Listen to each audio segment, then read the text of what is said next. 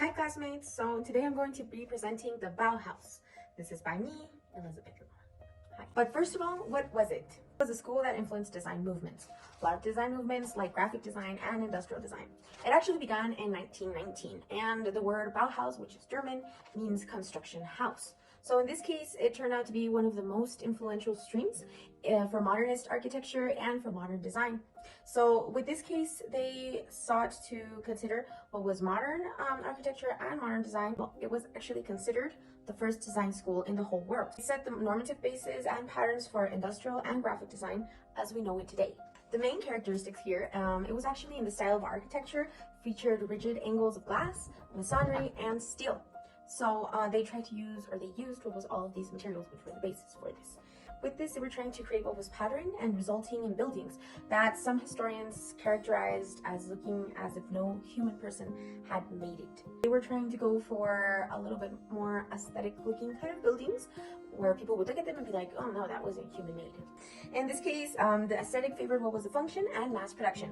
And they were actually influential in the worldwide redesigning of everyday buildings. So in this case, they wanted to have what was basically a structure of buildings where everything would look aesthetically pleasing, it would look pretty, but without actually pointing out what was the hierarchies. I actually wanted not for people not to see this distinction anymore in buildings. In this case, questions are set forth about what is the nature of a good design, or how do we know what a good design is, or who defines it. And they started to teach what was art and craftsmanship. So basically they wanted to know what was the effect of the structure of the buildings towards the human emotions.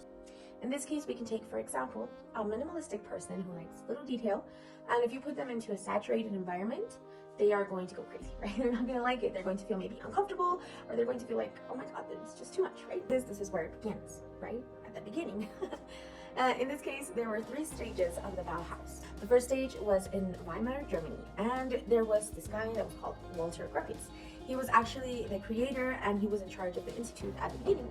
He actually combined and was in charge, he combined what was the Superior School of Plastic Arts and the Great Duke's Sagenus Art of Professional School. He started from 1919, and this was the first stage. It was from 1919 to 1923. Walter Gropius was actually, Gropius, I think that's how you say it, Gropius? He was actually inspired by what was Expressionism art and the work of architect Frank Lloyd and designer William Morrison. They believed in bringing what was art and craftspeople together for a utopian purpose. They were trying to figure out how they could put something that was art into everyday type of objects. Mainly objects were just used as a functional purpose. A chair, just make a chair. If it's good to sit down, just sit down. But in this movement, they were trying to make it aesthetically pleasing. They were trying to combine it both.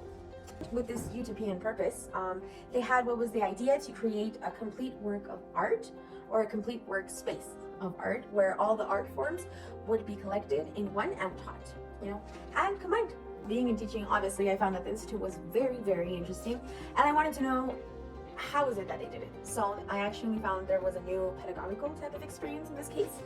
And it says for them, it was actually necessary to recover what were methods of craftsmanship and elaboration from back in the day to elevate what was the quality of the industrial product and the craft potential. In this case, they would actually have to make some type of workshops or some type of classes to retake on traditional type of medieval craftsmanship. And after these courses, which was actually very interesting, that student, after he had these, he would be able to choose whether he wanted to go more through the artist kind of stream or the craftsmanship kind of stream. Here, the fundamental basis of the education in what was the Bauhaus Institute was actually the preparation courses.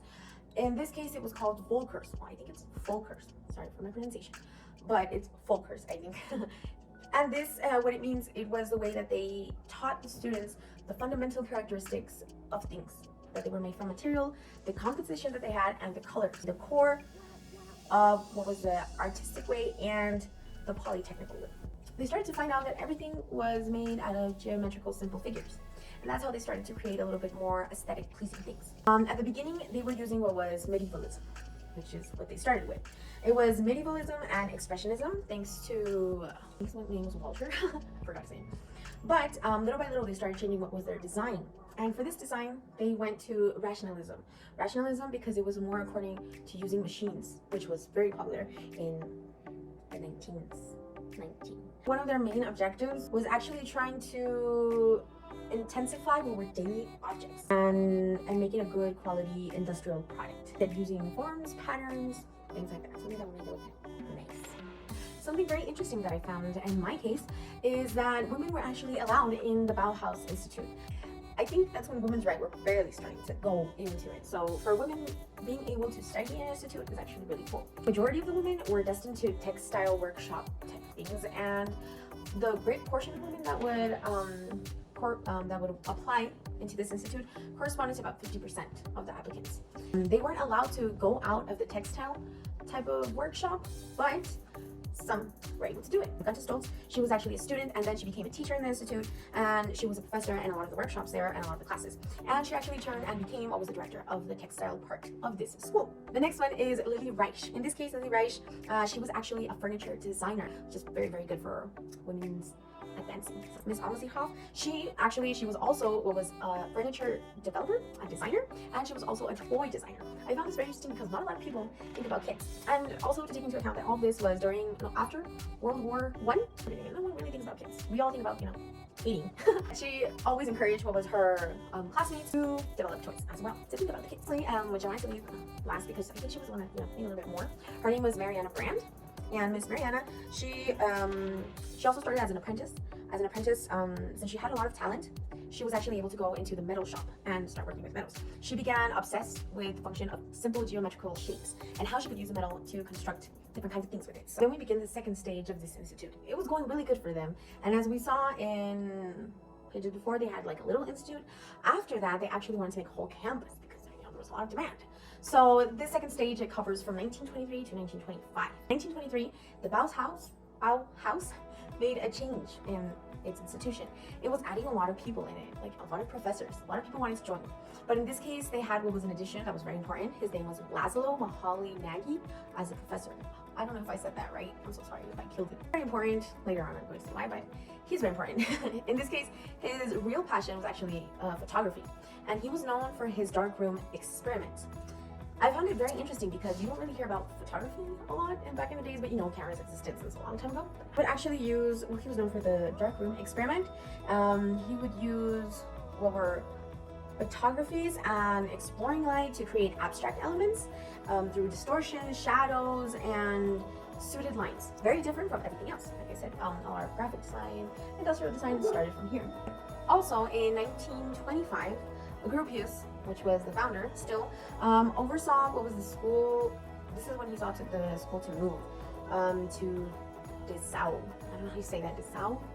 Well, they moved there, and he actually designed what was this building that we can see here, which is the Bauhaus building, and several other buildings for the new campus. I really want to take into account, and I want you guys to look at this image, because it really looks like it could have been made in these days. This is what he designed, and other buildings in the campus. So they were already starting to come forth with the today looking kind of building. After that, fine art became a major offering also at school in 1927, with free painting classes offered by the artists Paul Klee and Wassily Kandinsky. They were using what was Expressionism and Futurism, which you could see that it noticeably influenced on the art produced in the schools. You could see it all over. So specifically, you could see how the style in geometric design, that at the time, it also resembled a little bit of cubism. Lines, like architect kinds of technique to make pretty art, and it was so cool that they were actually free for the students there. We have Mr. Paul Klee's art piece, and we have Mr. Kandinsky's art piece. Mr. Paul Klee's, his is the name of Dance Monster to My Soft Song. I think we can notice which one it is, but if not, it's the one on the left. He says he uses like a non-Western culture type of artistic, and it was kind of like a childlike method. And you could say he played with geometrical figures. He would just use a lot of these simple type of forms and blue lines and eyes and all that, which was very pretty. And he was approaching also an abstract kind of art. Kandinsky, I thought it was so fascinating because yes, you can see a little bit of cubism in it, but it's not completely cubism, like not the one that we know. It's more like, I don't know, I'd like to call it like architecture art. Those figures, lines, colors, and it was very, very pretty and very exact. And we can kind of see a resemble between these two in just the lines, you know. This art is called Composition 8.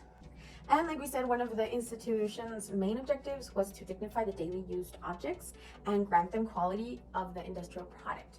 They were using simple geometric forms to allow the socialization of these kinds of objects. This is Maria Petit, and if you can notice it, you can see that obviously it has half circles, but they're like really perfect half circles in the first one. At the bottom are just perfect lines and in perfect angle. You can see that they were trying to look for the perfection, like the satisfying, as we can say today. I really like this teapot. I think it's really, really, really pleasing to see it. Like if you grab, I feel like if you grab the handle and you move it, it would be just like perfect. Okay, so now we're going to go into the third stage. So like I said, all this happened after World War I. I think it was like in the beginnings of World War II, or in the middle of it, I'm not sure, I think it was. But, well, in this case, the third stage, it was covered from 1925 to 1933. Sadly, in this year, 1933, it was the closure for the whole school. During this time, Gropius had left as a principal and director of that institution, and he left the jobs to the guy named Midas van der Rohe. I'm sorry if I butchered these names, it's so horrible. He was actually a Swiss architect who took over and had various disputes with the communist students and the anti-communist faculty members. He was actually considered one of the best architects in his time. He went to go being on a director. In this time, they actually moved from Dessau to Berlin because they were having problems with the Nazis.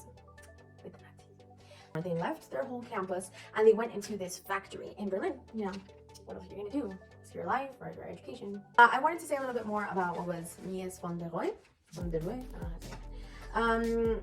He was struggling to survive a lot in Germany because he didn't really fall into the thinking of that time. People had this thinking, the white supremacy and all that, you know. He didn't really think it. So he wanted to avoid a lot of type of fights, well, and disputes in this case, but he couldn't because the National Socialist Party was always behind him. And his solution to the Nazi intervention, like I said, was to move the whole school, to move them into this empty telephone factory. But actually, the National Sovietics continued to harass him and the school after they moved.